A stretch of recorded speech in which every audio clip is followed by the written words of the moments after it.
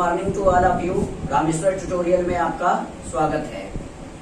आज हम ऐसे टॉपिक पर बात करने वाले हैं जो आपके लिए सबसे ज्यादा जरूरी है और एग्जाम के पर्सपेक्टिव से ये भी आपके लिए बहुत खास है। आज हम आपको इंडियन कॉन्स्टिट्यूशन, भारत का संविधान पढ़ाने वाले हैं। कॉन्स्टिट्यूशन ऑफ इंडिया यानी भारत का संविधान। तो सबसे पहले हमें यह समझना होगा कि संविधान होता क्या है, संविधान का मतलब क्या होता है, संविधान किसी भी देश की सत्ता से कैसे जुड़ा हुआ होता है। तो सबसे पहले हम ये देखेंगे कि ये जो संविधान शब्द है, तो सबसे पहले अगर हम हिंदी के नियम को देखते हुए देखें तो विधान सार्थक शब्द है, ये सार्थक शब्द हो जाएगा। तो बचेगा स के ऊपर अनुस्वार, तो अनुस्वार का मतलब न होता है, न को हटा के म आता है, तो ये हो जाएगा सम प्लस विधान। आपको पता है कि हिंदी के हिसाब से सम एक उपसर्ग होता है और सम उपसर्ग का अर्थ क्या होता है, अच्छा, उचित होता है। तो सम का अर्थ होता है अच्छा या उचित, विधान का अर्थ होता है लॉ यानी विधि, जिसको हम नियम या कानून कहते हैं। तो यानी कि संविधान शब्द का अर्थ होता है अच्छा नियम, यानी कि वो नियम जो सामाजिक तौर पे अच्छे माने जाते हैं उसे हम संक्षिप्त शब्दों में संविधान कहा जाता है। लेकिन अगर हम व्यापक अर्थ में देखें तो संविधान शब्द का अर्थ जो होता है एक ऐसा नियम, एक ऐसा कानून जिससे किसी भी देश की शासन व्यवस्था सुचारू रूप से एक अच्छे नियम एवं कानून के तहत चलाई जाती है, उसे हम संविधान कहते हैं। तो सबसे पहले हमें भारत के संविधान के विषय में अगर पढ़ना है तो सबसे पहले हमें कुछ ऐसी जानकारी, इस संविधान से संबंधित कुछ महत्वपूर्ण बात, जैसे आपका है ब्रिटिश प्रांत, दूसरा है उपनिवेश, तीसरा है कमिश्नरी क्षेत्र, चौथा है देशी रियासत। तो सबसे पहले हम भारत के संविधान को पढ़ने से पहले कुछ ऐसे शब्द हैं जिसको जान लेना हमारा अति आवश्यक है। जैसे आपका पहला इसमें शब्द है ब्रिटिश प्रांत। तो सबसे पहले हमें ये समझना होगा कि ब्रिटिश प्रांत होता क्या है। तो सबसे पहले ये देखिए, वे सभी क्षेत्र जिस पर ब्रिटिश सरकार स्वयं सत्ता पर शासन करती थी ब्रिटिश प्रांत कहलाते थे। साल 1947 से पहले जब भारत देश आजाद नहीं हुआ था तो उस समय क्या था, हमारे देश पर अंग्रेजों का आधिपत्य था, हमारे देश पर अंग्रेजों का शासन हुआ करता था। तो उस दौरान यानी आजादी के पहले के दौरान क्या करती थी कि ब्रिटिश सरकार क्या करती थी, किसी भी जगह पर क्या होता था, एक नॉर्मल सा चुनाव करवाती थी, इलेक्शन करवाती थी।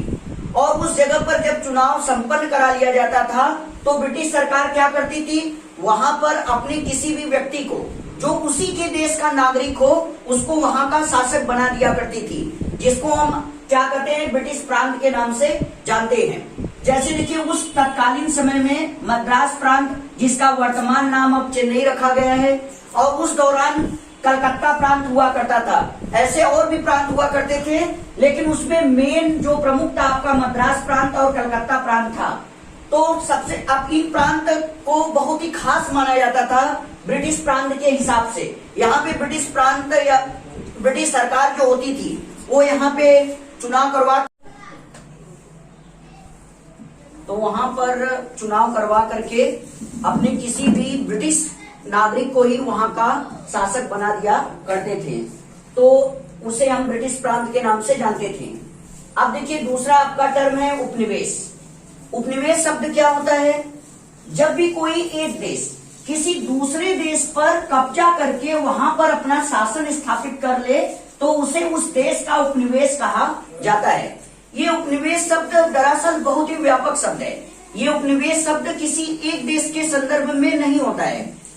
अब देखिए सबसे पहले अगर भारत के संदर्भ में कहा जाए तो हमारे देश में आपको पता है कि ब्रिटिश काफी लंबे समय तक, लगभग 250 साल तक हमारे देश पर ब्रिटिश सरकार शासन किया थी।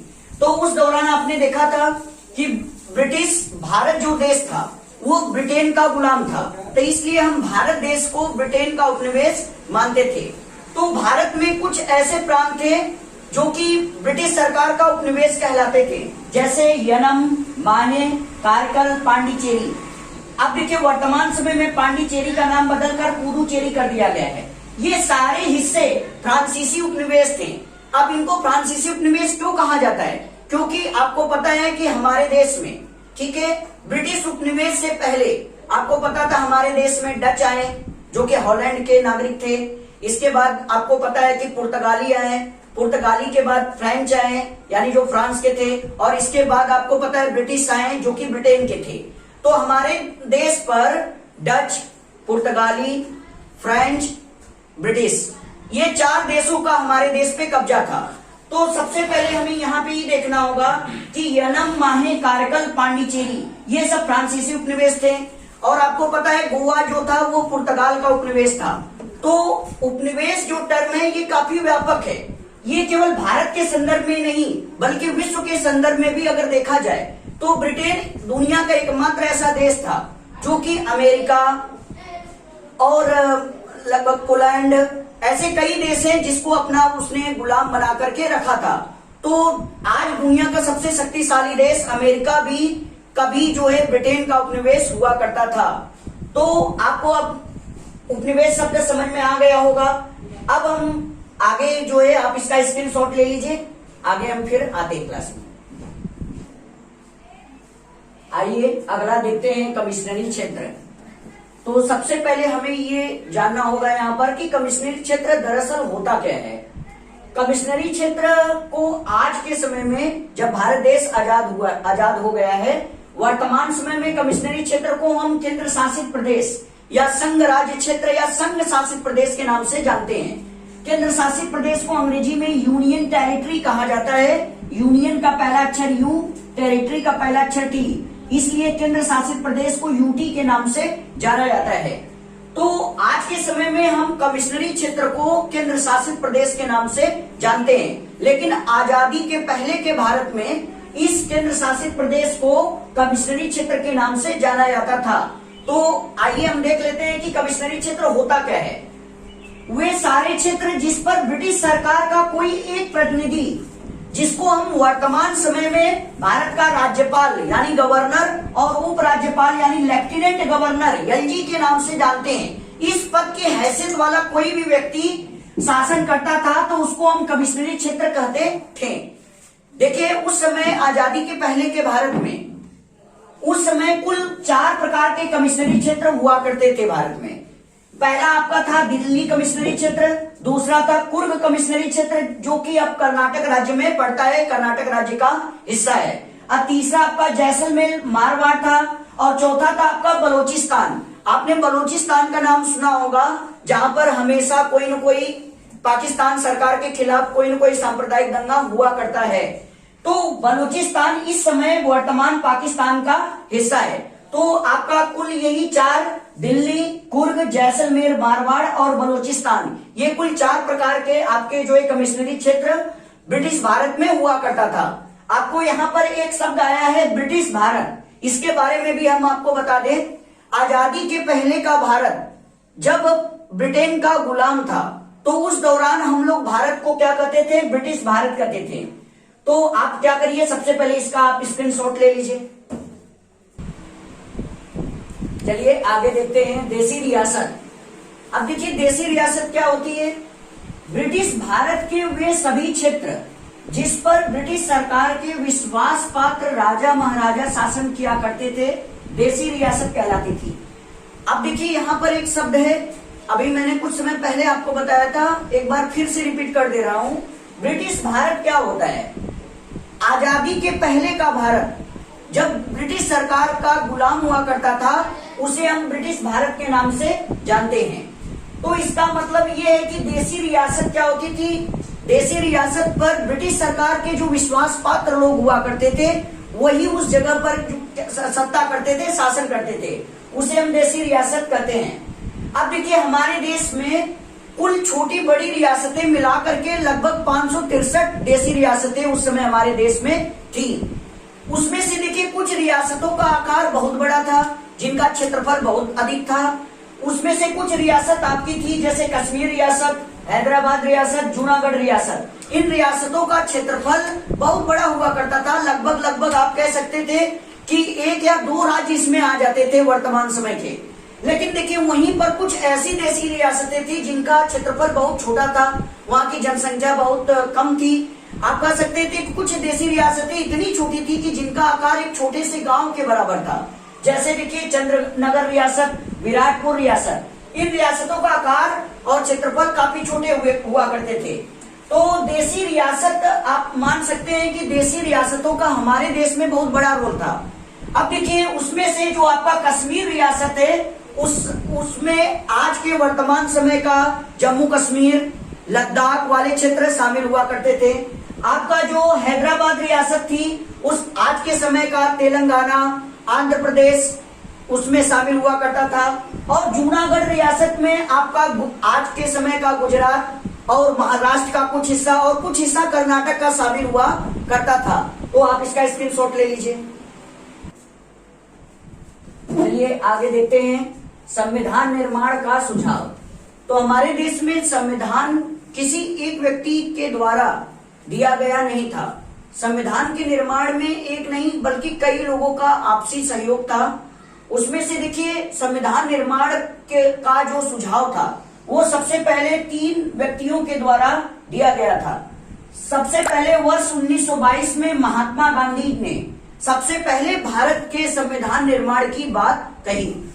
उन्होंने साल 1922 में एक प्रसिद्ध कथन दिया था और उसमें उन्होंने ये कहा था कि भारत का संविधान ब्रिटिश सरकार के द्वारा मुफ्त में दिया गया कोई उपहार वाली किताब नहीं है, अर्थात भारत के संविधान का निर्माण स्वयं भारत के लोग ही करें। ये सुझाव सबसे पहले साल 1922 में महात्मा गांधी जी के द्वारा दिया गया था।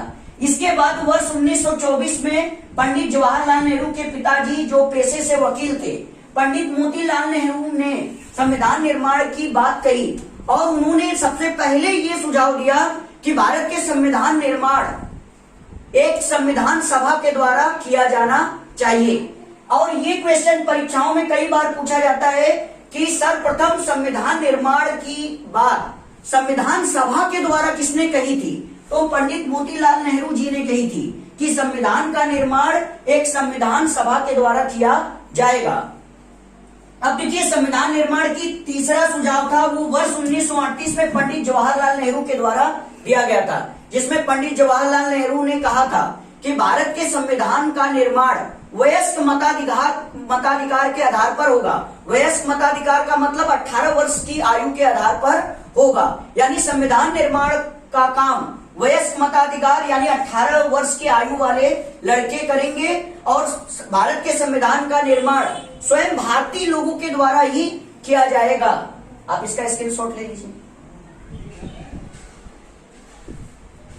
साल 1938 में पंडित जवाहरलाल नेहरू ने भारत के संविधान निर्माण की एक बात कही थी कि भारत के संविधान का निर्माण स्वयं भारतीय करेंगे और वयस्क मताधिकार के आधार पर भारत के संविधान का निर्माण किया जाएगा।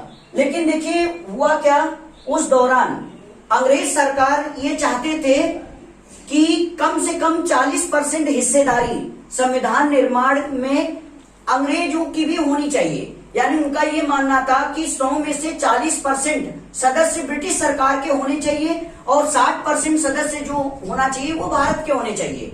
लेकिन ये बात जो थी वो पंडित जवाहरलाल नेहरू को कतई स्वीकार नहीं थी, क्योंकि नेहरू जी ये चाहते थे कि भारत के संविधान का निर्माण पूरी तरह भारत के लोग ही करें।